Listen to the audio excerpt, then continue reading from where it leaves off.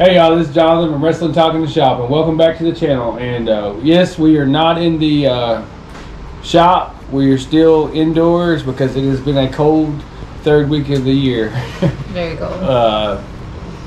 It's hopefully in a day or two we'll get back out there, but in the meantime we just gotta, I think right now it's freezing rain out there right now, so we're in the kitchen of our house. We're wrestling talk in the kitchen today. Yeah, wrestling talk in the kitchen, and we're end of another week, and we're going to discuss what happened in pro wrestling this week. A lot went on. Busy week. Biggest news coming out of the week, I guess you might say, is Okada is leaving New Japan, and where he may end up. I mean, there's pros and cons to AEW and WWE. If you sign with AEW, you can possibly go back and work Japan. You can work independents. If you sign with WWE, you're not going to be able to do that, but you're working for the biggest pro wrestling company in the world. You can possibly work work WrestleMania, and who doesn't? Who doesn't want to work WrestleMania in a pro wrestler? That's got to be your dream. So I don't know where he. Vince McMahon is gone, so for years they've had that stereotype, pro wrestling. But now that Vince McMahon's gone and Triple H is running things, he may suit well in WWE. So I don't really know where he's going to go, and I don't even know if he knows where he's going to go. I'm not going to speculate on it now. You got to think Tony Khan's backing up the Brinks truck and saying, here you go. But he's a big commodity. He's one of the greatest wrestlers in the world, if not the greatest, But so and we all know Tony Khan loves to collect professional wrestlers. A lot of us collect action figures. If you're watching this channel, that's what I do. He collects pro wrestlers. That's what billionaires do. He's got more money than you do. Yeah. He's on a different and then level. Another thing I just wanted to touch on, I seen a clip of Grayson Waller and LA Knight on a Good Morning USA talk show. They were in Australia promoting Elimination Chamber coming up there in February, and a strange request from one of the whole TV hosts, I guess you might say, is that what they call them? Talk show, yeah. She wanted him to do a headlock on it. That's kind of disrespectful, and even he thought it was and I have, and you don't come in a football player when you're interviewing them, hey, you tackle me, and pro wrestling may be scripted, but it's not fake, and so I have newfound respect. She asked LA Knight, and he deferred the question to Grayson Waller, so I thought, then I sort of put him a little notch higher. I like Grayson Waller, he called him out on it and said it was disrespectful, and but anyway, so that's Seth Rollins tours MCL. They saying Seth Rollins tours MCL, so I don't know what that means for going forward. I guess we'll find out tomorrow on Raw. He's supposed to open the show. I would think what I would like for him to see do, I don't know where you go with this, but I would like to see Damian Priest come out, cash in, and go that route, But there's no world title match for the Royal Rumble, which I think is strange, but that may have been the plan going forward. We're a week away and they haven't announced anything or built up anything, so they may not even have planned for a world title match, Last week we were all thinking it was going to be Jinder. Yeah, last week we were at Raw. What'd you think of Raw? It was fun. We had a great time. We had excellent seats. We watched our video. We had a lot of fun. It was about 3 hours. We're about 3 hours away from Little Rock, so we made the drive. And boy, was it cold! They had a lot of snow. And, more than we were expecting. We didn't receive any snow where we live at, but the further east we got, the further the deeper it gets. Yeah, the snow, the deeper. And the time we made it to the arena, it was that was the worst. Was when we made it to the arena. Yeah. But they probably got like 5 or 6 inches anyway. There was a lot of snow, and but we made it safe, and all is well. And this we got good tickets, and they were cheap.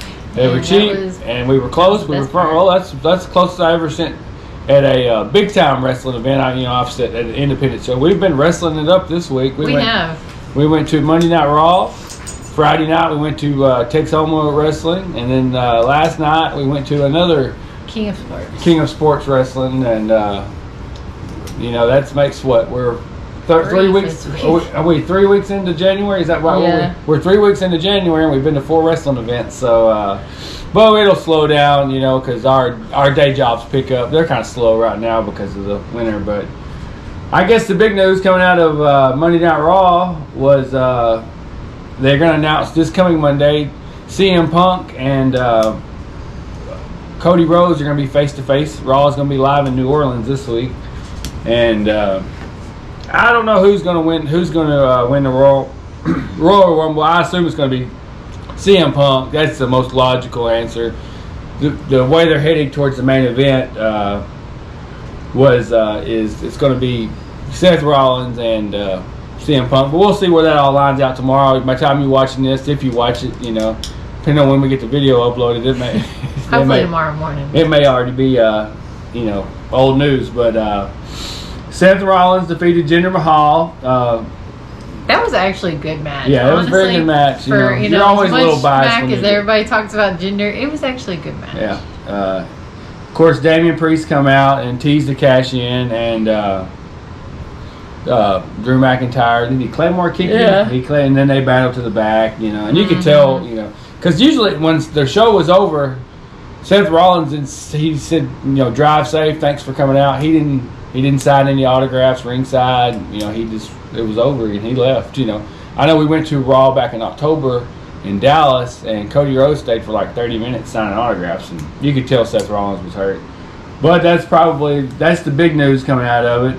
DIY defeated Judgment Day. You got to think that DIY is going to be the ones to take the tag team titles off of them. Indy Hartwell and Candice LeRae defeated Chelsea Green and Piper Niven. Ludwig defeated Xavier Woods by DQ. That was a rough match. Yeah, they were all over the place. Tozawa defeated Ivar. Miz and R-Truth defeated Damian Priest and Finn Balor. The R-Truth stuff is it's so funny. Yeah, I love R-Truth. We were looking for him in the parking lot to buy a T-shirt. We couldn't find him. Shayna Baszler. It was like 10 degrees out there. I don't think he was in the parking lot. No, he wasn't. They weren't even charging parking because it's so dang cold out there. Yeah. And that's the only big wrestling we've ever been to. They didn't have parking, the fees. Shayna Baszler and Zoe Starks defeated Natalya and Tegan Nox, and then Seth Rollins defeated Jinder Mahal. NXT, I watched it and didn't take it's going to be just a kind of a flash in the pan this week. Wasn't as dedicated to the like I said, I was tired Tuesday and it's cold and didn't take a lot of notes. And we went to a lot of wrestling this week. Carmelo Hayes and Trick Williams defeated Malachi Blade and what's that? Malik Blade and Ediris. Yeah. And Trick Williams said that he is going to get his title shot at the NXT Vengeance Day pay-per-view. I believe that's or PLE or whatever they call them. And then NXT Women's Champion Laura Valkyrie and Tatum Paxley defeated Lola Voss and Elektra Lopez. Yeah. And then we'll skip to I enjoyed the Battle Royal, and then it turned into a Fatal 4-Way. Yeah, that was interesting. First round match, Dusty Rhodes Tag Team Classic, LWO's Joaquin Wilde and Cruz Del Toro defeated Chase Hughes, Duke, and Riley Osborne. And we they missed, can't get a win for Chase Hughes. They lose all the time. We did miss that Ridge Holland defeated Joe Coffey. Oh yeah, I skipped over that part. Dijak defeated Trey Berryhill. We're butchering people's and then names today. I was really rooting for Fallon Henley to win the Fatal 4-Way, but it ended up being Indy Hartwell, and that's no surprise there. Yeah, no, not really. Let's see. Then we'll switch to let's see here, SmackDown. The show opens. AJ Styles and Randy Orton and LA Knight are in the ring, and then they announced they're going to sign the contract. And course, Roman Reigns' music hits, and then Paul Heyman comes out and he says, we just got here and we haven't been able to, we haven't been able to look over the contract and whatnot. And then, so I guess they said, well, it's gonna. I can't remember how they went about it. He said that he had 3 signatures on there, and if he didn't get the 4th signature, then he was going to strip him of the title, and it would be a triple threat against the other guys. And then that was pretty good. Let's see the other show highlights. We had Logan Paul. We don't get to see Logan Paul much. He didn't wrestle. No, he didn't wrestle, and then he says that Kevin Owens is the reason that he is in WWE because he stunnered him at WrestleMania in Tampa, I believe it was. In Tampa. It was Logan Paul's first WrestleMania, and Kevin Owens stunnered him there. And Logan Paul is just a natural heel. He's cocky. He's got more money than the rest of us, and he shows it. And we love to hate him. But and anyway, so and then we get to the main event. I know we're skipping a lot, but like I said, we don't have notes, and well, we kind of do. We kind of have notes, but we kind of don't. Well, we get to the let's see, how did the main event play out? Was it AJ Styles defeated LA, or did he defeat? Let's see. Page 3. Anyway, at the end of the show, while she's looking at that, you keep looking for it. We're going to talk about it. It's got to be on your phone because that's not. Okay. Roman comes out and he Superman punches Randy Orton, and then Randy Orton comes up and he comes back. So the show ends with Randy Orton standing tall. So you got to think that Roman Reigns is going to walk out of the Royal Rumble. Usually when they do that, we'll see. They got another week to build. Yeah. They're making Randy Orton look good. Yeah. But I don't think that Randy Orton's going to defeat, walk out of the Royal Rumble with he would be the least, if I had to pick, it wouldn't be Randy Orton. Yeah, and then the AJ Styles match. Did you talk about that one in LA Knight? That's what I was asking. Oh, okay. Who did LA Knight? He was the winner by disqualification. But did he face Jey Uso? Or did they face each other? Because Jimmy Uso came down to the ring and LA Knight looked over. But then they ended up fighting each other, right? And but anyway, Solo shows up. Forgive us because, like I said, we watched SmackDown. We watched it, but we can't really remember what happened. But anyway, we'll move on to AEW now. Show opened with a. Pete Dunne got his name back. Yeah. Well, he's not Butch anymore. He's not Butch anymore. Yeah. So that's Pete good. Again. But anyway, we're gonna move on to AEW. Show opened. Christian Cage defeated Dustin Rhodes in a phenomenal match. Very great match. That was a good match. And then, that was Cody. Cody. I said Cody. Dustin was doing his old Goldust stuff, and and then Orange Cassidy and Trent defeated Penta and Commander. And after the match, Roderick Strong come out, and that was sort of goofy. I thought the whole. He was, take your glasses off. He's like, I'm not taking it. And then they were like grabbing the microphone, and then it kind of looked like Roderick Strong was interviewing Orange Cassidy. To me, that was a little goofy. Bullet Club. And he said he was coming after him, basically. Bullet Club Gold defeated Mogul Industry for the Ring of Honor 6-man tag title. So now we have a AEW 6-man tag and a Ring of Honor. You got to think that Tony Khan is going to consolidate them. You got to, it's coming to the Bullet Club's going to turn on Acclaimed, and surely we'll have a match at Revolution. We're going to that one too, aren't we? Yeah, we're going to that one. So surely you got to think that they're going to consolidate those. Or he might not be pulling for Revolution. It might be a little longer. It might be a little longer, but you got to think they still got like 6 weeks to build. So they can team up and. But anyway, Donna Purrazzo defeated Anna Jay, and Toni Storm was on commentary, and she was talking. I can't remember the guy's name there that does. He normally does Saturday night's Collision commentary, but he was standing there for Tony Schiavone.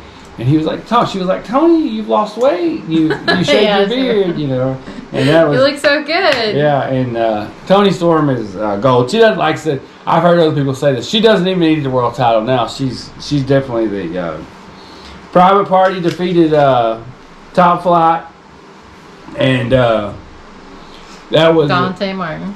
He's about the only one I can remember. one of the Private Party members. He was hurt for a while, but he grabbed the ropes and sort of, you could probably lead into a heel turn for Private Party, and Probably. and then in the main event, we had Samoa Joe defeated Hook, and Hook come out looking like $1 million. I mean, I figured it was going to be more of a dominant match than that. I mean, that definitely has to be, in my opinion, the match of the week. Because, I mean, that was just a phenomenal match. Hook looked like a rock star. Yeah, he come out looking like a rock star. I mean, he didn't lose anything. He kicked out of a muscle buster and won. So, I mean, at one, so Samoa Joe gave him a lot. And then after the show, after the match, Hangman Adam Page comes out. And then in the crowd, you see Swerve Strickland and Prince Nana in the crowd. And Samoa Joe's eyes kind of bug out, and he realizes he's surrounded by men that want to take his title. And I figure that it'll be a triple threat match at Revolution, and the title should go to Swerve Strickland, and that'll keep Joe looking strong because Swerve can pin Hangman and win the world title, and Joe won't have to be counted out. Because I think they'll take him off of him that quick. Yeah, because he's a traditional champion. I mean, he took the title off MJF. I think, in my opinion, he's a transitional champion. But that's Dynamite. And then I watched TNA, and I thought the Will Ospreay Josh Alexander match was great. And they're setting up for Naomi is going to challenge. What is her name? The challenge. She lost the world title at Hard to Kill. She's going to challenge for it next week. She doesn't win it because I know she's going back to WWE. I mean, the spoilers are out there. It's not Naomi, but it's Trinity. They call her Trinity. Oh, and Jordynne Grace. Jordynne Grace. Yeah, she's going to challenge for next week on Impact, and then we get into I see what happened. Oh, Darby Allin and Jeff Hardy had a match on Rampage, and they said the rules relaxed. They might as well have said it was a hardcore, no rules, because they broke every rule in the book, and they referee. I've never seen a disqualification match in a disqualification on AEW. I'm sure it's happened, but I can't recall one where it's happened. Not many. Not many anyway, and that was a crazy match. And I remember that one match we went to. It was Hangman Adam Page. It was like a draw. Oh well, that's different. I mean, they honestly don't do many of those though. Yeah. They don't do much. But and anyway, that was my takeaway from Rampage. I did watch it. I mean, that was a pretty good match. Crazy bump match. It's Jeff Hardy and Darby Allin. But Collision opened with Jon Moxley versus Shane Taylor, and of course Jon Moxley won. And he jumped on the mic, and I really can't tell you what he said after. And, he said 2024 is going to be his year, I guess.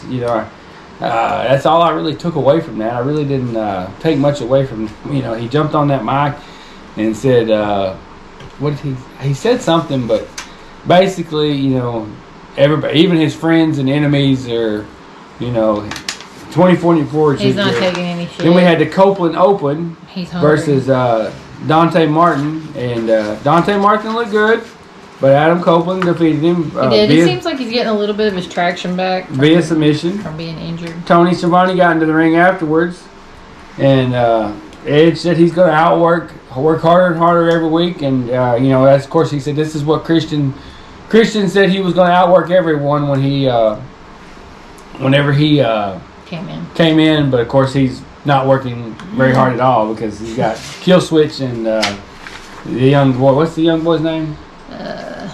Nick Wayne. Nick Wayne. Nick Wayne's mom.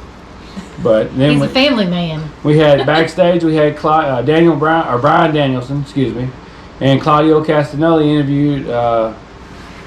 And Danielson said he was feeling good until they brought up his loss against Eddie Kingston, and that's probably the highlight of Eddie Kingston's career. And but ironically, Brian's had several highlights of his career, and that's his basically his career, Eddie's going to go down afterwards. Yeah, he's saying Eddie hit his ceiling. He's not. And then Claudio said, "Well, it's Ortiz's fault for being friends with him, because not he's just going to be a casualty." And after the break, we go backstage to Lexi talking to Dante Martin with Top Flight, but Private Party shows up, argues with him. They set up a match for later on. And then Thunder Rosa defeated Queen Aminata. And she looks good. And she just busted on the scene. She does pretty good. And Thunder Rosa, I can't get over her blonde hair. She just looks like a different person. and then Ortiz and Kingston are interviewed backstage. They said, although it's been a while since they've teamed up, where is Santana at? I have not seen Santana since he had that match with Ortiz, but Well, he's taking some time off. Yeah. But anyway, it's been a while, but they put everything behind them. Their brothers and their well-oiled machine. Claudio and Brian are a well-oiled machine, but they're not brothers. And let's see here. Bullet Club Gold hits the scene. They mock The Rock with finally the Bang Bang Gang has come to Saturday night. Jay White said, and then they pulled out the cardboard cutout of Juice Robinson. That was the life size, the full size one. Yeah, but I guess Juice has back surgery, so apparently he's going to be out a little while. So now he's got a cardboard cutout suffered into him. But let's see here. They just said that they didn't really say much. Did that cutout of Then they claim come out and they rap and they finally do the whole scissor thing, and it's all setting up for Bullet Club to. Now they're the Bang Bang Scissor Gang. Yeah. The crowd was eating it up. But it's gonna, and that's gonna make the Bullet Club go bigger heels when they turn on the Acclaim. And I wouldn't be surprised if old Daddy Aston have a little, because those are his sons. Yeah, he might. He might go along with the Bullet Club. The Acclaimed. But that would hurt their trios titles, so I don't know. Well, the trio titles they're just cool belts. They don't ever defend them. Have they? A little bit, not much. I think once. Buddy Matthews versus Daniel Garcia. Great match. Daniel Garcia snuck in, got the roll-up win, and after the match, basically the House of Black attacked them, and it was all-out brawl. And it was announced that there will be a no-tag format, I guess you might say, steel cage match in Bossier City. I would definitely go to that show, but we're going to be going to the Royal Rumble, so I won't be able to. But I am looking. I won't be able to make that. That's closer than Little Rock, so there's no doubt I would be at that show. But I'm definitely looking forward to. The Rumble. That match. I'm gonna catch that match. I'm looking forward to the Rumble too, but I'm also looking forward to seeing that steel cage match. But let's see here. Then we had Roger Strong versus Matt Sydal. Have they done the steel cage match? No, yeah, it's the first. They've done steel cage matches. They don't do them all the time, but they have done. Strong defeated Matt Sydal. On commentary, they pushed it. They were former roommates in Tampa, and they were partners in Ring of Honor and stuff and whatnot. I didn't realize that, but anyway, Roger Strong defeated Matt Sydal. Of course, he's going to get the big build because he's challenging Orange Cassidy at Revolution. So, of course, he's. Then in the main event, we had Bryan Danielson and Claudio Castagnoli versus Eddie Kingston and Ortiz. And, of course, Bryan Danielson and Claudio got the win. And after the match, Brian Danielson. Excuse me. Don't sue me, WWE. Small potatoes. But anyway, he spit on Eddie Kingston, and that's really disrespectful. So I assume they're still going to. Be feuding. Yeah, and then Kingston apologized to Eddie Ortiz, and Ortiz apologized to him, and they got their butt whipped. So I like what they do with Daniel Bryan. He's sort of a tweener. He's not really a heel, but he is a heel. Kind of like almost heel. He's a heel when he's with the Blackpool Combat Club. Yeah, they're heels. But let's see here. I guess that's pretty much wraps it up. Any other news? Yeah, that's pretty much it this week. I'm trying to think of anything else. We are going to change the way we do this video, and we are going to do them two. We're going to do one. We're going to try and split it up. We're going to watch Raw NXT, and Dynamite, do a review, and then we are going to watch TNA, SmackDown, and Collision, and do because it's a lot to cover, and I know too much, too long. Yeah, and I know it's hard for anybody to watch an hour and a half show. But we'll get into the wrestling this week in wrestling history segment on January 24th. Yeah, we're gonna do it. We're gonna do it wrestling history every day. We're probably gonna take these out of it. Yeah, we're gonna do a wrestling history segment every day. We're gonna make it its own show. But on this day in 1985, January 21st, the USA Express, Barry Windham and Mike Rotunda defeated Adrian Adonis and Dick Murdoch in Hartford, Connecticut to win a WWF Tag Team Championship. Don't really. Barry Windham was great. Mike Rotunda was great. Dick Murdoch was great, but I really don't. I know they had a short, pretty good run with the tag team titles, and then back then they would transfer a lot, and go back from NWA to WWF. And on this day in 1985, wrestler and promoter Eddie Graham passed away at the age of 55. The cause of death was suicide. He was most well known as the promoter of championship wrestling from Florida, and that is his son. That's a bad deal. His son ended up taking his life. Also, Mike Graham. I mean, that was on I guess it was Super Bowl Sunday, because I remember on Dark Side of the Ring that's Mike Graham said he was at the Super Bowl and somebody told him he needed to check on his father or whatnot. It's documented in the Dark Side of the Ring. You can, which also heard that Dark Side of the Ring is coming back too. It's slated to come back in March, so we'll do a review of that every week as well. When we watch that. On this day in 1990, the second Royal Rumble pay-per-view took place in Orlando, Florida. In the main event, Hulk Hogan eliminated Mr. Perfect to win the 30-man Battle Royal. And that was when I think Hogan won the 89 and 90, or 90 and 91. Maybe Hacksaw won 89. I think Hogan won 90 and 91. So I mean in 1990 Hulk Hogan was winning everything. But he was the man. And on this day in 1991. Longtime promoter Nick Gulas died at the age of 76 in Nashville, Tennessee. A longtime CWA promoter or CWF, but I know he was a big Tennessee promoter before, and then he sort of I don't know if he was partners with Jerry Jarrett. I know it anyway. Jerry Jarrett took over after him. On this day in 1992, WCW's Clash of the Champion took place in Topeka, Kansas. The main event saw Ricky Steamboat and Sting defeat Rick Rude and Steve somebody. We didn't get all that one. Oh, sorry. But anyway, on this day in 1996, the Royal Rumble took place in Fresno, California. Shawn Michaels won his second consecutive Royal Rumble match when he last eliminated Diesel. In the main event for the WWF Championship, The Undertaker defeated champion Bret Hart by disqualification. In the night's only title change, Goldust became the new Intercontinental Champion with a win over Razor Ramon. And on this day in 1997, WCW's Clash of the Champion took place in Wisconsin. Lex Luger beat Scott Hall by disqualification in the main event.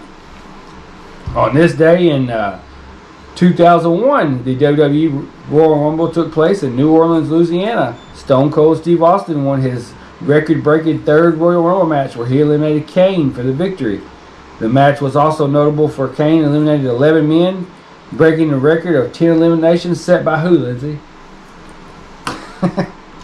Hulk Hogan in 1989. I should have known that. And matched by Austin in 1997. The record stood until we lost that part. How'd you even bring it up? I was just going to say the record stood until... there's a trivia question for you there. I don't know. Probably Brock Lesnar. See if I'm right. What? Who has the most Royal Rumble eliminations? See if I'm right. I bet it's Brock Lesnar. I think it is Brock. On this day in 2008, Johnny Devine defeated Jay Lethal at an Impact taping to win the TNA X Division Championship. On this day in 2008, on Monday Night Raw, WWE became the first program to ever broadcast in high definition. You know, they were. I seemed like I remember them touting that. You know, tout was a big thing then. It seemed like I remember WWE using saying, "We touted, we got the first ever, high definition." But anyway, the most in his career. Speak louder. The most in his career is Kane, 46. No, I'm talking about in the most of the match. Oh, okay. Anyway, while she's figuring that out, on this day in 2013, WWE announced that Bob Backlund would be inducted into the Hall of Fame before WrestleMania 29 in April. Crazy Bob got inducted into the two-time WWE champion. I remember he defeated Bret Hart. And I thought, well, that's strange. I remember being young and I was like, who is Bob Backlund? He's defeating Bret Hart. But anyway, and then the Diesel took it off of him from a house show, in Madison Square Garden in like 20 seconds or something. 2020 on this day in 2020 at a taping of AEW Dynamite took place in C aboard the Chris Jericho cruise. Hangman Adam Page and Kenny Omega defeated Scorpio Sky and Kazari and SoCal to become the second ever AEW Tag Team Champions. That's something I'd like to do, go on the Jericho cruise. I'm not really a big... She doesn't do well with boats. We might try it. Have you even figured out who got the most eliminations in a match? You have to go through Just say, Google, who has the most eliminations in the Royal Rumble? Thank you for that. We'll get to it in just a second. You have to get to the clip. But, so we're probably, and I didn't even hear much about his cruise this year. I know he had it, but they didn't. I've read something he got knocked out on this cruise, so who knows? But anyways, there's always all kinds of drama on. We appreciate you watching. I'm gonna 5. We're almost there. Brock Lesnar, you're right with 13. Yeah. So that match that stood until it was Austin at 11, then Brock tatted it at 13. But we appreciate you watching. Bring Brock back for the Rumble? I'm sure he's going to come back. I'm sure. And eliminate somebody. He's whoop ass. He's going to take some time away from hunting in Canada to come back to warm up in Florida. It's probably a nice time to get away from Canada. He likes it. He's up there. But anyway, thanks for watching, guys. Like and subscribe if you made it to the end of the video. We appreciate you watching it. And stay tuned. As always, we always do several videos a week, so stay tuned. More stuff coming. Getting ready to go. We're going to the Royal Rumble, and then in March we're going to North Carolina. So we're always busy as usual. We got 3 kids and a regular job too that we have to do. So, but anyways, thanks for watching, guys. That's it. Until next time.